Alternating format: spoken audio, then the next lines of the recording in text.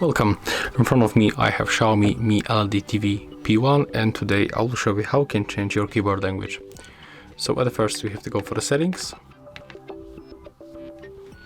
Next we have to scroll down to device preferences and go for the keyboard. Then go for Gboard settings and pick languages. You can use system language, but you can also change it and set up any other. You can change, for example, from English. Oh, let me just get it back. From English to French. And you can disable the English and only stay with the French one, or any other that you would like to. Of course, I'm going back for the English and I'm going to stay with the system language. But that's how we can make it. If you find this video helpful, remember to leave a like, comment and subscribe.